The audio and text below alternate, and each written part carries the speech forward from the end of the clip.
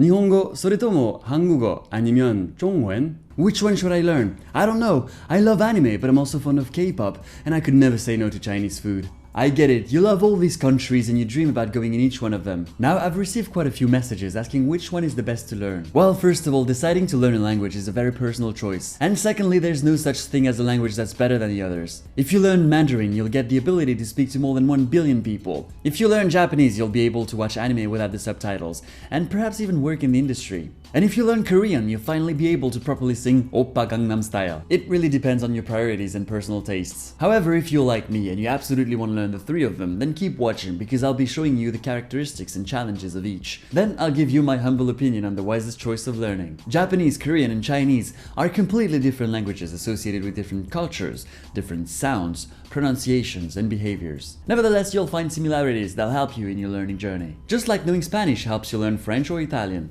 For instance, grammar in Japanese and Korean is almost identical. They're both agglutinative languages, which means they use a system of suffixes to determine the role of each word in the sentence. In Japanese, what we call the topic particle is wa. In Korean, it's n or nun. N after a consonant and nun after a vowel. The subject particle in Japanese is ga. In Korean, it's also ga after a vowel, or I after a consonant. The object particle is wo in Japanese. In Korean, it's ul or rul. I'm not gonna list all of them, but I hope you get the idea of the logic. The fundamental structure of a sentence is also gonna be the same in both languages. In its simplest form, it's gonna be subject, object, verb. For example, if you want to say I eat rice, in Japanese it'll be watashi ga gohan o tabemasu. In Korean it's gonna be 제가 밥을 먹어요. Watashi and 제 mean I, which is the subject of the sentence, so they're both associated with ga. Now, what do I eat? Rice. That's gohan in Japanese and pap in Korean. So o and ur were added to make that clear. Now, in both languages, it's possible to get rid of the subject when the context makes it obvious. So it would sound more natural to just say gohan o tabemasu and 밥을 먹어요. In Chinese, the syntax is closer to English, with the fundamental structure being subject, verb, and object. So saying I eat rice in Chinese would be 我吃饭.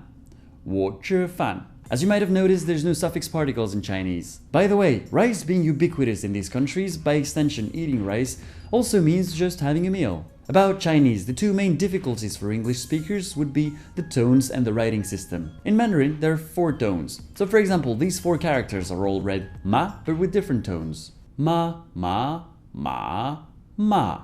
Respectively, mother, hemp, horse, and scold. So remember that if you don't use the proper tone, you might end up saying something completely different from what you had in mind. Secondly, the Chinese language doesn't use an alphabet or letters, but characters. Each character has already a meaning, and therefore is a word in itself, but it's also by combining characters together that we form other words. So for example, if you combine shou, meaning hand, and zhi, meaning paper, it becomes shouzhi, meaning toilet paper. But the most incredible thing is that if you ask Japanese people to read the exact same word, they would read tegami.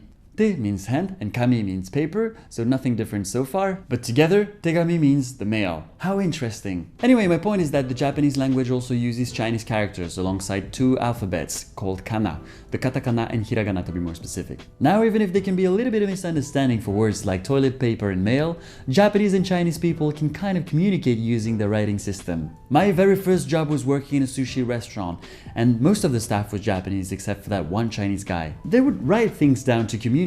It was fascinating to watch. No talking, no body language, just a pen and a sheet of paper. The Korean language, on the other hand, uses a very simple alphabet called Hangul. It was created by King Sejong in the mid-15th century to expand literacy among the people. Hangul is indeed so easy that Korean people often say that even a stupid man can learn it in only 10 days. And it's true, it usually takes a few hours to learn. Now, what most people don't know is that before Hangul was created, the Korean language was using Chinese characters too, in fact until the 19th century. So a lot of Korean words are similar to Chinese and Japanese ones. For example, let's take this character meaning tea.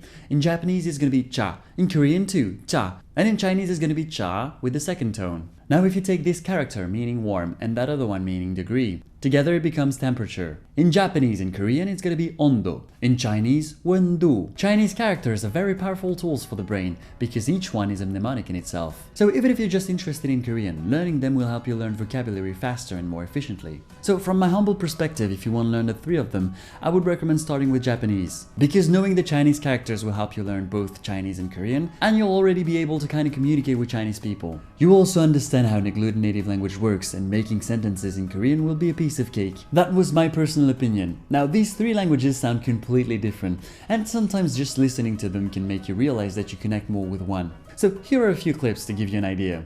こんにちは、小栗旬です。僕は主人公坂田銀時を演じました。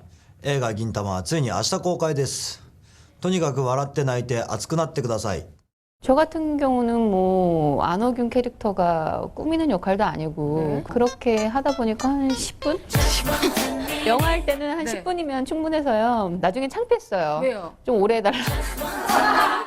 那你是想现在就给我们表演你的随便跳舞吗？行，我这里有一个遥控器。哦，遥控器，遥控器。